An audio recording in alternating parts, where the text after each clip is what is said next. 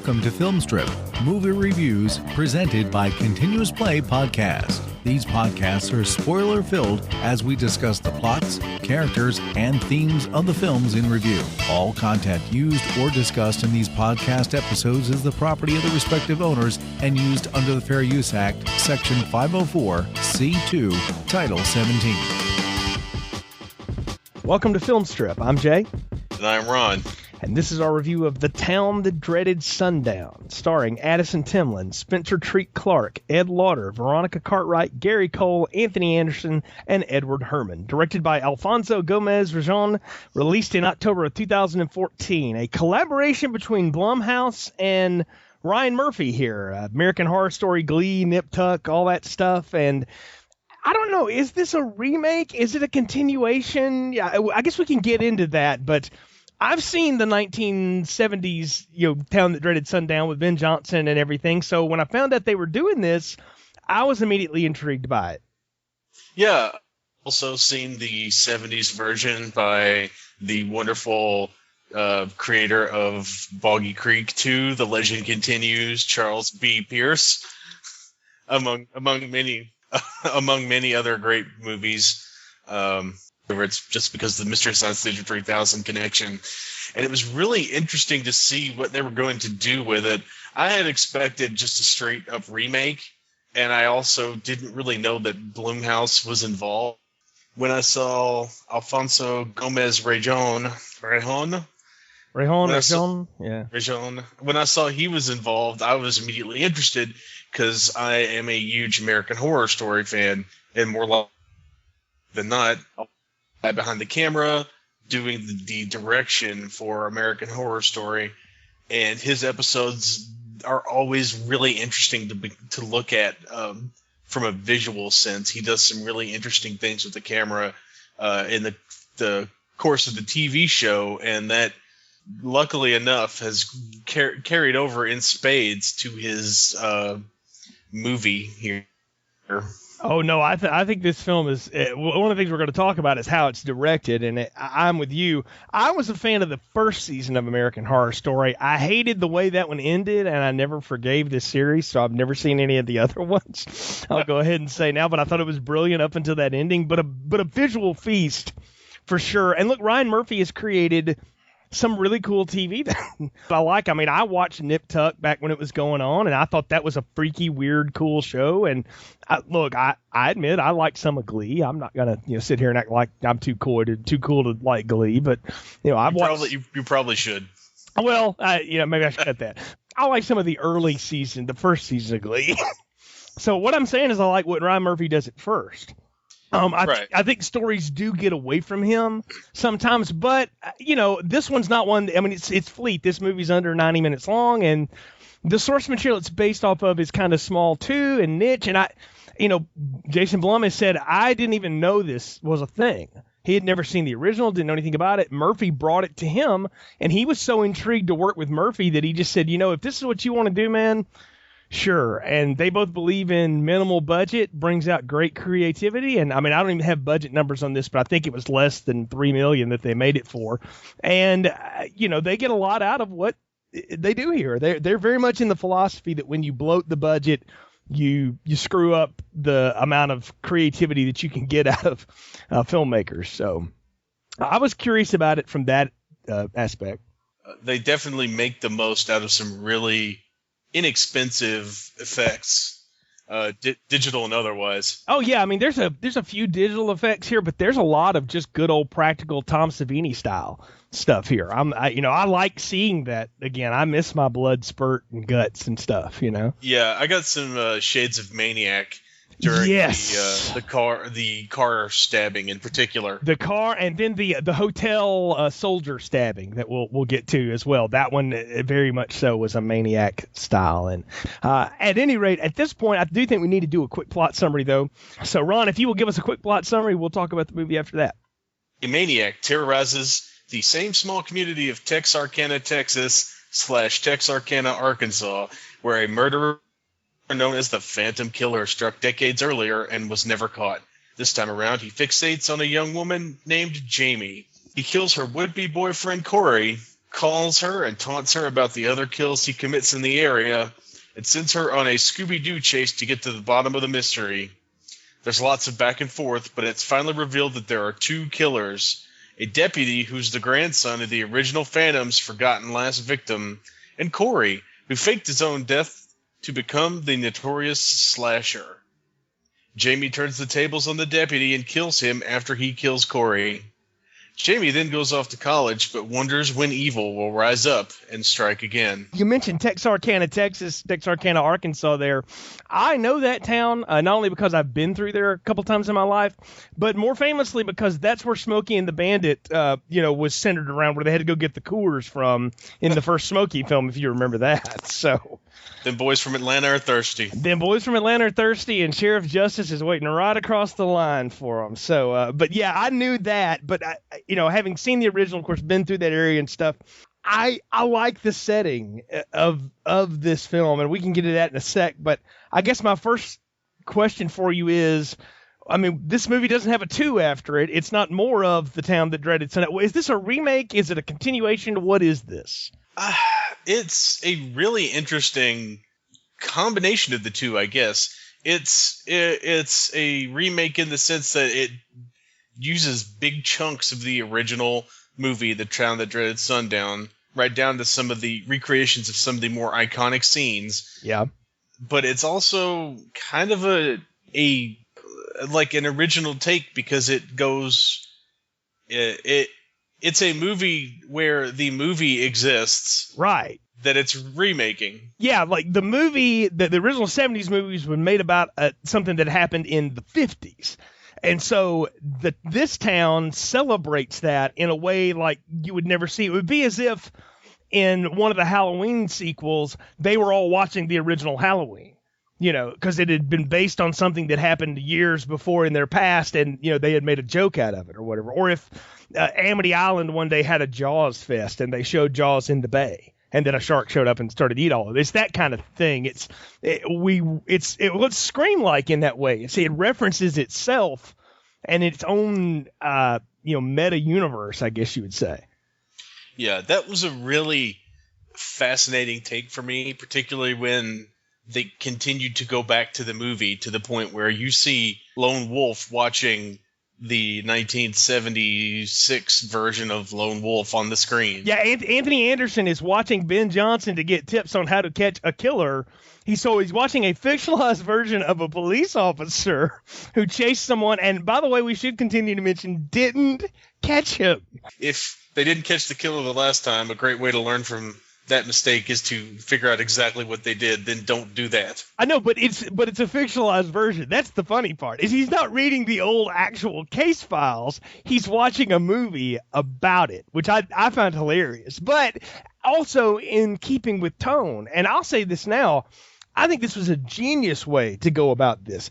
You don't remake it, you don't reboot it, you keep it in continuity, but you also keep it fresh and referencing, but you still stick to the overall style and aesthetic that we got from that gritty 70s grindhouse kind of film. Yeah, and it bears noting that the original film is still really, really good. Yes, it is. And this remake, I'll just go ahead and mild spoilers for the end of the podcast. This remake is also really, really good in a completely different, similar, but they can push it further. Charles Pierce pushed it further than people were comfortable with the original, and this one takes that ball and pushes it even further. Absolutely. It's all about pushing boundaries here, whether it's with the violence and the level of violence to just the stark nature of how this killer strikes. You've got one scene where Gary Cole, who is always one of my favorite character actors in just about anything he's in, plays one of the, kind of lecherous deputies. He's getting, serviced on Christmas Eve from his local, friend, and in a scene out of the first movie, gets shot through the eyeball. But he's just sitting there in mid-climax, as it were, and then all of a sudden, boom, his eyes shot out, and he's just dead. That was great. Yeah, I know, it's a great moment. But again, it comes out of nowhere. That's the thing that the first movie that I always loved was that these attacks came out of nowhere. It's almost like, excuse me, it's almost like the Zodiac Killer. It would just strike couples or people in places, and you never knew when it was going to hit. And that first film did a good job of portraying that, because it could be in broad daylight, it could be at night. Most of these are at night, but it does come out of nowhere. Like, they set you up for something that doesn't happen, and then boom, it happens. And I give a lot of that credit to the director here, who knows how to pull the strings on the scares, and just to Blumhouse. I think that's the one thing Blumhouse can bring to this, besides the studio backing, to be able to how to run a small budgeted film and get it done right, and keep everything on track and on pace, but also how to build tension. A lot of that happens in the edit room, and I think that's where Blumhouse really excels, is putting together their final product. Yeah, I've been watching a lot of Blumhouse movies recently. I just saw The Gallows, for example, and while that one isn't as good as this film, it's still really tight, and they do a great job of delay payoff. They hold it just long enough to where you think, oh, nothing's going to happen, and then, like a snap, something actually happens. Well, and I mean, that's the thing about those Paranormal Activities movies. The ones that work the best do that. It's delayed gratification. When I go to this, I'll go to get a scare out of it, right?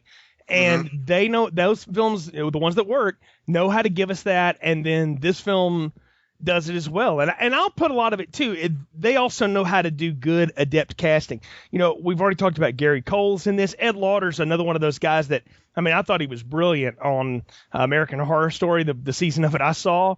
And then you've got Anthony Anderson, who's always a lot of fun in the right kind of role. Veronica Cartwright, Edward Herrmann in what turns out to be kind of his last role.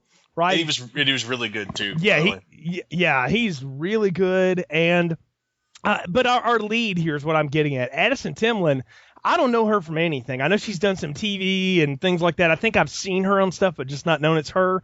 But I thought she really did well as what I dubbed protagonist girl in the film. And for a while there, she becomes final girl, but for a while you don't think she's going to make it. Yeah, they do a really good job of teasing that sort of death, I guess, too. And yeah, she's great. My wife said, as we started watching this on Netflix, she said, well, if I'd known Gary Cole was in it, we would have watched it a lot sooner. That'd have been great. Which is a great kind of a summation for the film. And it's great to see, that they really did a great job handling the Addison Timlin. She's phenomenal. It's not a role where you need a lot of, acting ability. No. But she's great, and she's not grating, which can be a thing that you with this Scooby-Doo, Veronica Mars type of investigation girl. Oh, absolutely. Look, I go back to some of the films that I've seen where this role isn't as great. The original Nightmare on Elm Street is brilliant for a lot of ways, but it's not because Heather Langenkamp is really good as Nancy. She, in fact, is terrible. And that is awful portrayal. It's a terrible acting job. But she was good at one thing. She was good at screaming on cue, and that kind of works in that movie. This one, on the other hand, requires somebody that can have a little bit of presence. And, to me, watching this, I got a lot of Jamie Lee Curtis, really more H2O, more confident Jamie Lee Curtis, but that kind of role from Addison Timlin. She's a more modern girl. She's got her stuff together. She's got plans, but yet she still just wants to go out with the cute guy on the date and have a good time. She's kind of living in both worlds, but she's above this little town, but she's also not so above all of its trappings. And I thought it took a lot to be able to do the balance of that. Yeah, she really nails that kind of small town girl who is destined for better things, but doesn't feel above, she doesn't have that superiority complex. And you're really right about her, a Jamie and I can only assume that's why they named her Jamie in this particular film. I was wondering that, yeah. So. Potential Jamies, all the way down to Jamie Gertz from Lost Boys, but I think it's definitely should be a nod to Jamie Lee Curtis if it's not, because she definitely has that kind of presence. Yeah, and that's the one thing. The first film is great because the score, the voiceover, and Ben Johnson, make that first film great. But none of the females in that first film, they're little more than just fodder, for the killer at that point. This one, it's entirely has to be carried upon this girl who survives an attack. Her boyfriend gets slaughtered in front of her. I mean, poor girl goes to his funeral. Hold on. Poor girl goes to his funeral, and the guy's mother is like, "You whore, you left my son to die in the woods." She has to carry all that and also deal with, somebody is calling her, taunting her. She can't get the cops to believe her. She's got a lot to do here. Yeah, she really does have a lot to do here, and she really does carry a lot of the plot. But I liked that at least one of the cops took her seriously. And of course it's the guy in charge, so he's the one that matters. Yeah, exactly. Like that's the thing, is the one that I would venture to say two of them do, because I think Foster, our killer here, also takes her seriously enough to keep an eye on her. I mean, he's watching what she's doing. Yeah, but I think they told them to do that. Probably so, and I don't want to put that guy's performance up above what it is, but I think we're both on the same page here. Jamie does a good job, is a good character, and an easy one to follow throughout this. Because for a while, I mean, it just seems like a lot of random killings. So you're left asking, was this a copycat? What's happening? We don't know for the longest time what the story is here. Yeah, and that's part of the fun, I think, of having the original movie involved. You get that extra layer of, was this someone just trying to recreate the movie? Because the killer even follows the scenes in the film, the setups in the film. I want to talk about Dennis O'Hare, who plays Charles Pierce Jr., as it were here. Daddy could have gone to Hollywood, but he wanted to tell our stories. That guy, I called it like typical Harbinger role, and if anybody else had done it, it would have been terrible. But this guy is fantastic. It's another one of the good American Horror Story vets here, right? I mean, this guy's been on several seasons of that now, I think. He's been on every season to some degree or another, and he's always great. He always finds something interesting to put into a character, and I think he does a really good job here as the possibly. I mean, Charles Pierce had his son, Charles Pierce Jr., but I don't know if he lived in a boat. I would hope not, but he probably thought it was fun to at least revisit this. But this is our first big exposition dump, because Jamie goes with her friend and with the deputy to find out, what's going on here, and to hear the whole story about the history. And that's where they learn about Hank McCready, the sixth victim whose story was forgotten. And I think I knew immediately at that point, well, that's obviously going to be, it's either going to be him or one of his relatives is going to be here. And it's when I started to laugh and realized, wait a minute, we're talking about crimes that were originally committed in the 50s. This is 2014. These people, it's not the son of, it's the grandson of, Yeah. I'm like, man, that's you got to go 2 generations for revenge. Yeah, there's no way that anyone, it would have to be at least grandson, if not great grandson, because you're still going to be pretty spry to commit murder. I know. Well, and again, why it's genius that they have two. They have a young guy who's 18, and then a guy that's in his 40s, that are doing it. And I think if you wanted to go around and try to figure out who does what killings, I think all of the slow stuff is the older guy. Anytime anybody has to run after someone, it's the young guy, and I think he's also the good shot. So it's the way it looks. But which one's using the compound bow? I think that was the kid, wasn't it? Yeah, I had assumed that the compound bow was the kid, and a lot of the knife work was the kid, but the shooting would have been the deputy. Well, I think the kid did the shooting at the deputy's house. No, you're right though. The deputy would be the better shot. He would have been the one that shot Gary Cole, the deputy. Yeah, because that was a crack shot, especially with the baffler. I mean, yeah, he's got the suppressor on that 38, and so going through a plate glass window, which if anything is going to change the trajectory even at 20 feet.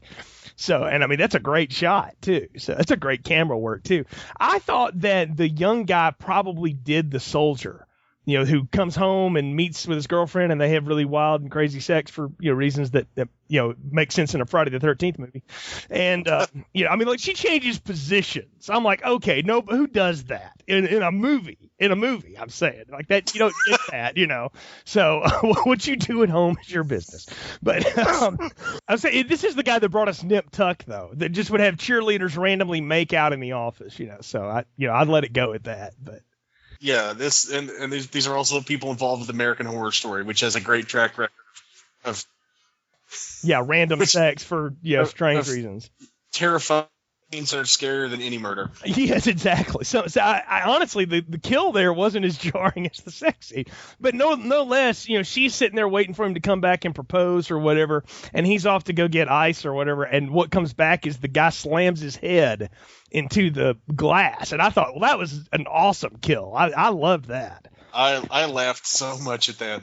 Yeah, I know. But you know what? That was the kind of thing I'm like, that's what like Jason would do. I'm like, that is a Jason kill. And I love that they sort of worked that into this, precursor type story here. That, hey, this Phantom was just as responsible for that as, Michael Myers or any of the other slashers that have been around, that he could be just as vicious. I thought that was a good kill. Yeah, and that was one of the things in the first movie. He wanted Charles Pierce wanted the kills to be graphic because he wanted to not downplay the actual terrible things that this Phantom did. Exactly, yeah. Now, I don't know if he beheaded anyone and headbutted, smashed it through a plate glass window, but at the same time, he did do a lot of terrible things. Well, I mean, think back, though, to that first movie. There's that one kill where the woman's tied up on the tree, and he ties a knife to the trombone, and he just keeps stabbing her with it. I'm like, that is a vicious scene. And I thought, they can't – that would have shocked audiences in the 70s to the point that, like, they probably ran out of the theater throwing up. I mean, this is just a few years from The Exorcist doing that to people. So I can only imagine. Nowadays, what do? Well, you can't really freak people out anymore. Like, that's almost impossible in a post-Saw and Hostile world, right? So what you do is you just hit them with it at the oddest times and in things that you would never expect. I'm going to take your boyfriend's head and not only show it to you, I'm going to throw it through the window. And then I'm going to slowly chase you in the parking lot and stab the hell out of you in your car. That was our Maniac Memorial car murder. Yeah, very much so. You expect one splatter of blood. That's, when you're killing someone in a car in a movie, you get one good splash of blood on the window. What you usually don't get is like 3 or 4 like gushers of blood. Like you got in this particular scene, because like that car is like a red wasteland. Look, I only thought to myself, I was like, see, this is what Rob Zombie wants to do in his movies, but he can't do it with any of the visual acuity or subtleness. That, in spite of this being an incredibly gory film, and it is, there's a lot of subtlety to it as well, and it works because you get all the blood and the gore, but you don't get every bone-crunching crack that a guy like Zombie or Eli Roth would give you. You get the violence, but it still has weight to it because you're not just caught up in the eat it moment of the kill. Right. And when you do get the occasional crack of bone, it's even more horrifying. Yeah.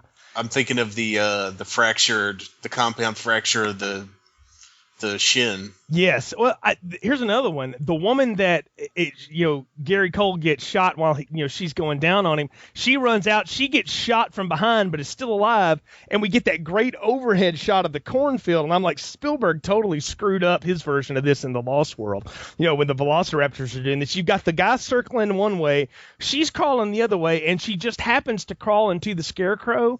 screams and gives herself away. He cuts her up so bad and then crucifies her on the scarecrow to be left for the morning for somebody to find. That was effective. I loved that. Yeah, and that's an awesome that makes for an awesome visual too. Mm-hmm. That just the great use of the corn. It's better than anything in any of the Children of the Corn films, and there's like 12 of those. So, which is amazing that they never figured any of that out. Yeah, you'd think, hey, we've been surrounded by corn for 13 movies now. Yeah, we ought to use it for something a little bit more scary.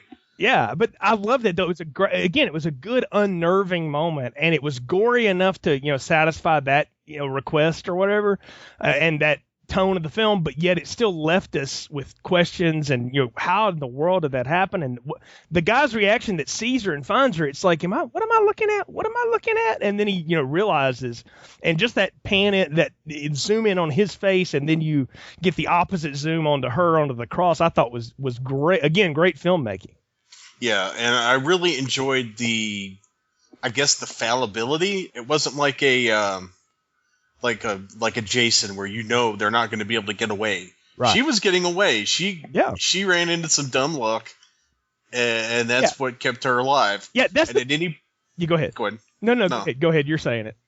Well, and at any point, it seems like any of these people could potentially get away.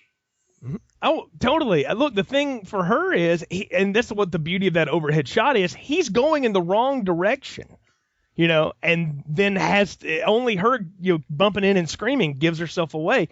And I love that too, that later on when the Phantom Killers, and I think it's the young guy at that point, is chasing her, he calls her cell phone to, give Jamie's point away. I'm like, that's a great idea. If the killer's got your cell phone and he knows you probably got it on you, you might want to put that sucker on vibrate. Yeah. I'm just saying. Yeah, that was a great touch. Yeah, but that's using the modern equivalencies of the things that they say ruin horror films now. Well, none of this happens if anybody has a cell phone. Well, it does if the killer has your number. So right. And I imagine in a town like this, it's not hard to get anybody's number. Exactly. Yeah, they would. I mean, especially he went to school with her. He dated her, for goodness sakes. I mean, they would have totally had that. And my other thing for her is, you start receiving phone calls like that, why don't you go to Sprint or whatever and go, hey, can I get a new number? Because I'm kind of getting harassed on this one. Just hand the phone over to the cops and get yourself a Cricket. Exactly. Something. Get yourself a burner phone. Come on. In this town, there's some drug dealers. There's got to be a throwaway wireless somewhere in there. But yeah. Oh, of course. Yeah. So, okay, what else? We've kind of talked about the kills. We talked about protagonist girl. You want to talk about the reveal, the final ending, and how that worked and stuff? Yeah, sounds great. Okay, well, let's talk about the reveal here. The fact that it is two killers. How did that work for you? Everything held up for me right until the reveal. Mm-hmm. That's where the movie kind of stumbled. I don't get why. I mean, Corey does give you his exposition, but I don't know why. It's a very Scream 2 Mickey reason, is it not? For the trial is going to rock. And appropriately, the deputy has the same reaction Mrs. Loomis has. She blows him away. Yeah, exactly. But I mean, I did like McConaughey Jr.'s kind of mania about the whole thing. Boy, I'm glad you said that, because I was going to say I got a lot of Matthew McConaughey, Texas Chainsaw Next Generation off of this guy's performance. Did you? Yeah. Yes. Yeah, very much. I was like, oh, I want to go watch Texas Chainsaw Next Generation now, because I remember the only good thing about that movie was Matthew McConaughey, and because he's just insane in it, as he is in just about any other role like that, and. This guy definitely channels that, but I love his whole thing. I'll tell you, it worked for me. Of the whole born in the same town, die in the same town, F that, and the other guy's motive is they're going to remember, my relative now for sure, because I'm going to pin it on you two, you meddling kids. Yeah, that both, It's kind of like a hacky. It feels like a hacky thing to me, I guess, because of Scream or whatever. Right. But I did like the monologue that Corey gives, and I did like how the sheriff just decided, this is too much trouble, and just shoots him. Exactly. Yeah. My thought was in this that it would have felt more ham-fisted and cheesy in a film that didn't earn its setup for the end. I mean, it is tropey. Your boyfriend fakes his death to try to kill you. I mean, Billy Loomis did that in Scream. It's another Scream callback. We've seen this a million times. But I like it because it's also something that's real. That actually happens to people. People will do stuff to throw the scent off, and then they'll turn around and they're still alive. I mean, I thought it was sadistic. And again, in a film that hadn't earned that setup, I would ding it more. But I will give it a pass and liked it. And I really liked the way she turned the tables on them. You get, why one would turn on the other one. I actually thought the young guy would kill the deputy because, like, you're not going to kill my would-be girlfriend. I'm going to kill her, and then that would be the turn. But he shoots him beforehand. But I love how she finds the gun in the mud and just wheels around and smacks him. I mean, shoots him right in the face with it. Yeah, I did enjoy the kind of out-of-nowhereness of her killing him. Yeah, I had to watch it twice, honestly. I had to go, wait a minute, where'd she get the gun? Oh, that one insert shot. So, yeah. Again, it's a really subtle thing that, like you said, you had to watch it twice, and I very nearly missed it. I was lucky enough to be looking at the screen when I saw Chekhov's gun there. Literally. Yeah, exactly. It is. But no, I thought that was cool, and I liked the voiceover at the end from her. They never found, the deputy's body, and maybe that's the best burial he could have had. For me, I moved on, but I always wonder, and that last shot is what sinks it for me. She's walking down that corridor at, generic California U, and out of the shadows comes that hooded figure again, and it's like, oh, see it, when will it happen again? I like the idea, the borrowing there that, evil never dies. It just goes away for a little bit. And I don't know, I like the cynicism of it, I guess I'd say, because I thought it was done really well. Yeah, I did enjoy that last surprise that they put in the film for us. And I really did enjoy, a lot of the things about the ending in spite of the familiarity of it, I guess. I think at some point, any horror film, I mean, how many different ways can you end one? I mean, at some point, it just becomes a exercise in futility, trying to figure out new ways to end the horror film. I went with it because, again, everything leading up to it worked. But in a lesser film, I would be right where you're sitting and going, I just don't. They just ended the film because they ran out of budget and hoo-wah, But this one, it felt like they earned it more. I guess what I'm saying. Yeah, I mean that's a perfectly valid reason, and it's not going to stop me from rewatching the film in the future. So right. Well, we've already talked about it a little bit. I think we both recommend the film for sure. But what would you give it on our popcorn rating scale? I'd definitely give it a large popcorn, possibly a large popcorn with extra butter, or a large popcorn with lots of corn syrup blood. I really did enjoy the clever way it used CGI and the really impressive practical effects. Yeah. I enjoyed the kind of creativity of the kills. Not that they were, like there was no sleeping bag against a tree or anything, but I liked that. I liked the way that they were set up, and I liked the way that they were executed. Particularly Gary Cole getting one in the eye. That was the jump and laugh big moment of the film for me. I liked Addison Timlin's performance. They got a lot of really good actors for not a lot of money. Even like the creepy friend from the library that we didn't really mention, Nick. Oh yeah, the recovery love triangle kid. Even he was good, and I really liked the abrupt remove killer. That was a lot of fun. And so yeah, I'm gonna go with large popcorn. It's it's definitely one of the better horror movies from 2014, and how it didn't get like a wide release, I'm not sure. I think distribution is always a funny thing when it comes to films like this. But for me, I'm joining you in the large popcorn. I think this is a well-executed film. It's fun, and it's something that pays off on rewatch. I'd seen it once before, watched it again on this one, and then, like I said, wound up rewinding to see different scenes because I wanted to make sure I got it. I think there's value in the rewatch this time. And you can't always say that. Sometimes once the cat's out of the bag, that's kind of it on the film or the show. But much like, Nip Tuck and even that first season of American Horror Story, I don't like the ending, but that's a rewatchable show because there's just so much in there, Well, and he crammed, the director crammed so much cool stuff in there. Yeah. From a visual standpoint, I know there are things I missed. Oh yeah. Yeah. Definitely one of those things. Excuse me. Definitely one of those things that the rewatch will help on. And I liked it. I think I had a lot of fun with it. And for 2014, it's definitely one of the best horror movies of that year, no doubt. And it deserves to be seen. And I'll go as forward, too, to say if you've never seen the old one and you can get a copy of it and watch it, do so. That's a large popcorn as well. That's a really well done, different kind of film. I mean, you got to like the 70s aesthetic, but I can see myself finding a copy of that and doing a back-to-back on these, just a good 3 hour of Town Dreaded Sundown moment, because it's definitely worth it.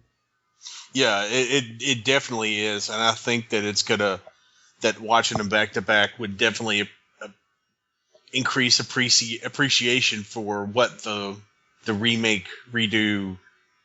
We need a good word for what this is, because I don't. It's you know what it is. It's part homage and it's part standalone. It's it's the film. What is the town that went through this bloodbath that had a movie made about a bloodbath looked like 40 years later? And this is what happens. It's a comment on all of that social stuff too. So.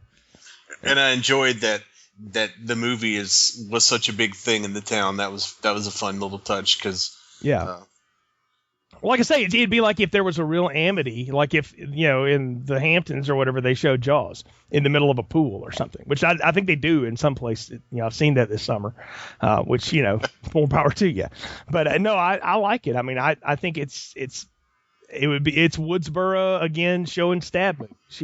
It's all having a stabathon and all that kind of stuff in Scream 4. So it's all that good self-referential stuff, but with a lot of good classic touch and taste that I think makes this rise above some of its contemporaries. So I'm down for this film. I think it was really good and glad we got a chance to talk about it here. So folks, as always, you can find more of our reviews on our website, continuousplaypodcast.com. Click the movies link there and you'll find all the old Film Strip shows. You can also find links to our other podcasts. You can catch up with Ron and his writing, all the stuff he's covering over at Den of Geek. Ron, I know you've been covering Teen Wolf, and what other shows are you reviewing right now? Fallen Skies? Yeah, Teen Wolf, Falling Skies. I did the first episode of the MTV Scream, which I really enjoyed. And I'll be getting into Fear the Walking Dead here in about a month. Oh, very cool. So lots of ways to catch up with him. And, of course, always, folks, leave us a review on iTunes. Let us know what you think. Catch up with us on Facebook, Twitter. We appreciate your support. Till next time, for Ron, I'm Jay. Thanks for listening to Film Strip. Thank you for listening to Film Strip. You can find more episodes on our website, continuousplaypodcast.com/movies. Please leave us a positive review on iTunes and link up with us on Facebook. The Film Strip theme music is produced and performed by Frozen Lake 121.